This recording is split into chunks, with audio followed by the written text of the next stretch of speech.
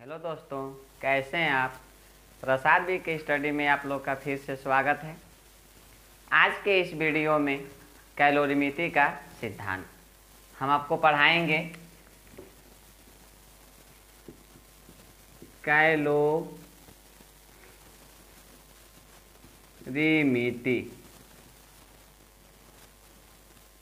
कैलोरीमिति का सिद्धांत।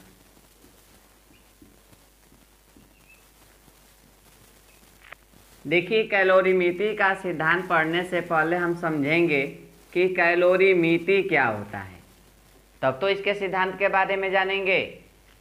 तो कैलोरी जो है, कैलोरी ये ऊष्मा का मात्रक है, यानी एक प्रकार की ऊष्मा है। और मिति का मतलब होता है मापन। कैलोरी का मतलब ऊष्मा, मिति का मतलब मापन, यानी ऊष्मा के मापन ही कैलोरीमिति कहलाता है। तो किस प्रकार की ऊष्मा का मापन कैलोरीमिति कहलाता है? तो ये ऊष्मा जो है वह ऊष्मा होती है जो एक वस्तु से दूसरी वस्तु में स्थानांतरित हुई रहती है। जब एक वस्तु से दूसरी वस्तु में ऊष्मा को स्थानांतरित किया जाता है, तो यदि उसी ऊष्मा को मापा जाए तो वही आपकी कहलाती है कैलोरीमिति। तो कैलोरीमिति का सिद्धांत क्या होता है? तो इस सिद्धांत के अनुसार जब दो वस्तुओं को, वह वस्तु भिन्न भिन्न ताप वाली होनी चाहिए, यानी एक का ताप कम तो दूसरे का ताप अधिक। तो जब दो भिन्न भिन्न ताप वाली वस्तुओं को एक दूसरे के संपर्क में लाया जाता है, तो जो ऊष्मा होती है वह अधिक ताप वाली वस्तु से निम्न ताप वाली वस्तु की ओर स्थानांतरित होने लगती है। यह सिद्धांत ही आपकी कैलोरीमिति का सिद्धांत कहलाता है।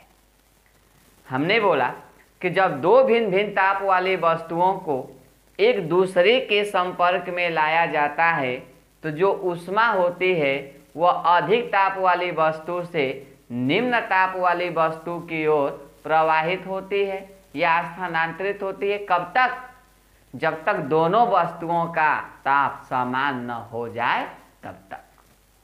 तो यह सिद्धांत ही कैलोरीमिति का सिद्धांत कहलाता है।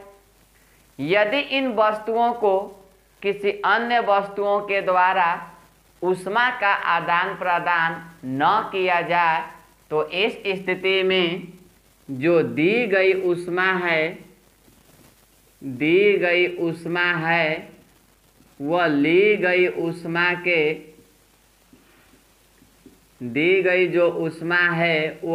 गई ऊष्मा के बराबर होता है। यही आपकी कैलोरीमिति का सिद्धांत कहलाता है। और इस सिद्धांत को हम मिश्रण विधि का सिद्धांत भी कहते हैं। आइए समझा जाए कि वाकई में सिद्धांत होता क्या है कैलोरीमिति का। तो हमने बोला कि इस सिद्धांत में हम दो वस्तु लेंगे भिन्न भिन्न ताप वाली। मान लीजिए पहली वस्तु A हो गया, दूसरी वस्तु B हो गया। पहले वस्तु का द्रव्यमान m1, दूसरे वस्तु का द्रव्यमान m2। पहले वस्तु का ताप T1 हो गया, इस वस्तु का ताप T2 हो गया। पहले वस्तु की S1 विशिष्ट ऊष्मा हो गया, दूसरी वस्तु की विशिष्ट ऊष्मा क्या हो गया? S2 हो गया। अब इन दोनों वस्तुओं को हमने संपर्क में लाया, इन दोनों वस्तुओं को एक दूसरे के संपर्क में लाया।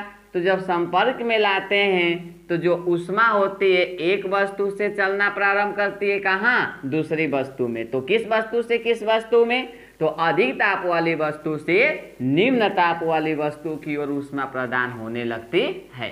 यदि हम ये मान लें कि पहली वस्तु जो A है इसकी ताप अधिक है और जो दूसरी वस्तु B है इसकी ताप T2 जो कम है, तब ऊष्मा प्रवाहित होने लगी। कब तक? यानी ऊष्मा T1 से T2 की ओर प्रवाहित होगी। कब तक? जब तक दोनों का ताप समान न हो जाएगा तब तक। तो जब दोनों का ताप समान हो जाएगा, तो मान लीजिए दोनों का ताप समान T हो गया, जिसको का ताप भी कहते हैं। पहले वस्तु का ताप T1, दूसरी वस्तु का ताप T2। T1 से T2 की ओर ऊष्मा प्रवाहित होने लगा। कब तक? जब तक दोनों वस्तुओं की ऊष्मा T न हो जाए तब तक। T क्या है? समान ताप है, जिसको मिश्रण का ताप भी कहते हैं। तो इस क्षण पहली वस्तु से ऊष्मा दी जा रही है तो इसमें ऊष्मा में कमी आएगी। दूसरी वस्तु को दी जा रही है, पहली वस्तु से दी जा रही है, तो जिस वस्तु से दी जाएगी उसमें कमी आएगी ऊष्मा की, और जो वस्तु उसको ग्रहण करेगी उसमें ऊष्मा की वृद्धि होगी। तो पहली वस्तु में ऊष्मा की कमी हो रही है, तो कितना की कमी हो रही है? पहले T1 था और T मतलब जो है इससे निकला ताप समान हो गया है, तो कितने की कमी हो रही है इसमें? T1 माइनस T की। और दूसरी वस्तु में जो है T2 में पहले ताप इसका T2 है, अब उसका मतलब जो है बढ़ रहा है, तो कितना बढ़ रहा है? तो T2 से T तक बढ़ रहा है। तो हम अगर वृद्धि निकाला जाए कि कितना की वृद्धि हुई है, तो घटाएंगे T माइनस T2। ये बात कैसे समझ में आया? समझ सकते हैं कि मान लीजिए मेरे पास 10 रुपया है, इसके पास 6 रुपया है ना। अब दोनों वस्तुओं को बराबर करना है, हमको बराबर करना है, तो इसको मतलब घटाएंगे, तो जितना घटेगा उतना ही बढ़ेगा। तो इसमें से T घटा रहे हैं तो T इसमें क्या हो रही है? वृद्धि हो रही है। तो वृद्धि हो तो कितना वृद्धि हो रही है? इसमें से इस ताप को घटाएंगे तभी पता चलेगा कि इतना की वृद्धि हुई है। इसमें से इतना की कमी हो रही है, घटा दिया हमको, ये कमी हो गई, और ये आपकी क्या हो गई? वृद्धि हो गई, ऊष्मा की वृद्धि हो गई। तो हमने बोला कि कैलोरीमेट्री का सिद्धांत कहता है कि पहली वस्तु द्वारा दी गई जो ऊष्मा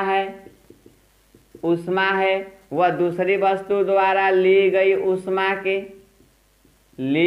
ऊष्मा के बराबर होता है।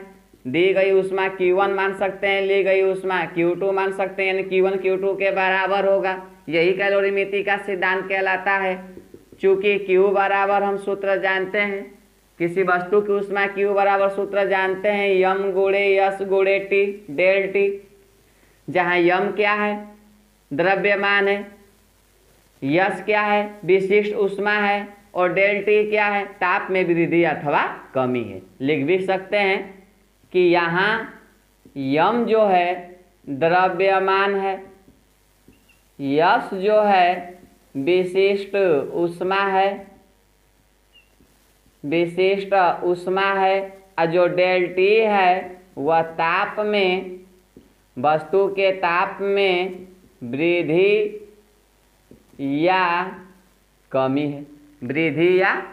है। तब Q बराबर यम गुणे यश गुणे डेल टी होता है। तो Q1 के जगह पर 1 है तो लिखते जाएंगे यम1 गुणे यश1 गुणे डेल टी, ताप में वृद्धि अथवा कमी। तो पहली वस्तु में जब ऊष्मा दी जा रही है तो ताप में कमी हो रही है। कितनी कमी हो रही है? T1 माइनस T की कमी हो रही है। Q2 बराबर यम2 गुणे यश2 गुणे ताप में वृद्धि अथवा कमी। तो दूसरी वस्तु में ताप की वृद्धि हो रही है। कितने की वृद्धि हो रही है? T माइनस T2 की। तो ये सूत्र आपका प्राप्त हो गया, जहाँ यम1 गुणे यश1 गुणे T1 माइनस T पहली वस्तु द्वारा दी गई ऊष्मा हो गई, यम2 गुणे यश2 गुणे T माइनस T2 दूसरी वस्तु द्वारा ली गई ऊष्मा हो गई। ये दोनों ऊष्मा आपस में क्या होती हैं? बराबर। यह सिद्धांत ही कहलाती है कैलोरीमेट्री का सिद्धांत, जिसे हम मिश्रण विधि का सिद्धांत भी कहते हैं। अब इस सूत्र पर कैसे हमको पेपर में सवाल पूछेगा, उसको एक उदाहरण देके हम आपको समझा दे रहे हैं। तो कैलोरीमेट्री के सिद्धांत पर आधारित हमसे कैसे पेपर में प्रश्न पूछता है, उदाहरण के रूप में यहाँ दिया हुआ है कि 80 डिग्री सेल्सियस ताप के 30 ग्राम पानी को 120 ग्राम ठंडे पानी में मिलाने पर मिश्रण का ताप 40 डिग्री सेल्सियस हो जाता है। तो ठंडे पानी का प्रारंभिक ताप ज्ञात कीजिए। सवाल हमसे कहना चाहता है कि 80 डिग्री सेल्सियस ताप के 30 ग्राम पानी, यानी पहले गर्म पानी है 30 ग्राम द्रव्यमान का गर्म पानी है जिसका ताप 80 डिग्री सेल्सियस है, और उसको दूसरे पानी जिसका द्रव्यमान 120 ग्राम है उसमें मिलाया जाता है तो उसका मिश्रण का ताप 40 डिग्री सेल्सियस हो जाता है। तो ठंडे पानी का प्रारंभिक ताप ज्ञात कीजिए। तो कैसे हल करेंगे? तो पहले जो मान दिया है उसको हम लिख लें। 80 डिग्री सेल्सियस ताप है T1 का मान, पहले वस्तु का ताप T1 हो गया 80 डिग्री सेल्सियस, पहले वस्तु का द्रव्यमान M1 हो गया 30 ग्राम, और दूसरी वस्तु का द्रव्यमान दिया है M2 बराबर 120 ग्राम, और मिश्रण का ताप T होता है, जब दोनों वस्तुओं का ताप समान हो जाए वह मिश्रण का ताप होता है T, यह 40 डिग्री सेल्सियस। तो ठंडे पानी का प्रारंभिक ताप यानी T2 का मान मुझसे क्या कर रहा है, पूछ रहा है। तो कैलोरीमेट्री के सिद्धांत पर सूत्र मैंने अभी अभी आपको बतलाया कि M1 गुणे यानी पहली वस्तु द्वारा दी गई ऊष्मा बराबर दूसरी वस्तु द्वारा ली गई ऊष्मा। तो पहली वस्तु द्वारा कितनी ऊष्मा दी जा रही है, तो M1 गुणे S1 गुणे T1 माइनस T बराबर दूसरी वस्तु द्वारा ली गई ऊष्मा M2 गुणे S2 गुणे T माइनस T2। यही T2 का मान मुझे ज्ञात करना है। यही मान इस समीकरण में रखेंगे। M1 का मान 30 है गुणे S1 का मान हमने नहीं दर्शाया हुआ है, तो चूंकि S से आपकी विशिष्ट ऊष्मा और वस्तु है पानी यानी जल, तो जल की विशिष्ट ऊष्मा कितनी होती है, 1 होती है, गुणे T1 का मान दिया हुआ है 80 माइनस T का मान 40 बराबर M2 का मान, यह डिग्री सेल्सियस में है, बराबर M2 का मान 120 गुणे S2 का मान विशिष्ट ऊष्मा ही है जल की 1, चाहे गर्म हो या ठंडा है तो जल ही, दोनों का विशिष्ट ऊष्मा 1 के होता है, गुणे T का मान 40 है तो 40 रख दिया माइनस T2 निकालना है। तो 30 से कम 30 गुणे 80 में से 40 घटेगा तो 40 डिग्री सेल्सियस हो जाएगा। 120 एक कम 120 गुणे घटाएंगे तो 40 माइनस T2 डिग्री सेल्सियस। इधर गुणा भाग करेगा 30 गुणे 40 बटा में 120 बराबर 40 माइनस T2। अब देखिए 30 में 120 का भाग देंगे तो 4 बार 0 कट गया, 3 चौके 12, 4 बार काटा, इसको कटाएंगे तो 10 बार जाएगा, 10 चौके 40, तो 10 बराबर 40 माइनस T2 होगा। इधर माइनस T2 इधर आएगा तो प्लस T2 हो जाएगा, इधर 40 पहले से है, इधर प्लस 10, उधर जाएगा तो माइनस 10 हो जाएगा। 40 में से 10 घटेगा तो कितना होगा, 30। ताप है डिग्री सेल्सियस में। तो ठंडे पानी का जो प्रारंभिक ताप है वह कितना होगा, 30 डिग्री सेल्सियस। तो इस तरह का क्वेश्चन जो है आपसे पेपर में पूछेगा, और इस सूत्र को जो है हम लोग फॉलो करके बड़े आसानी से ऐसे सवालों को हम क्या कर लेंगे, सॉल्व कर लेंगे। और ऐसे ही वीडियो हम आपके बीच में भेजते रहेंगे, और हमारे इस चैनल को आप सब्सक्राइब करें और लाइक करें। धन्यवाद।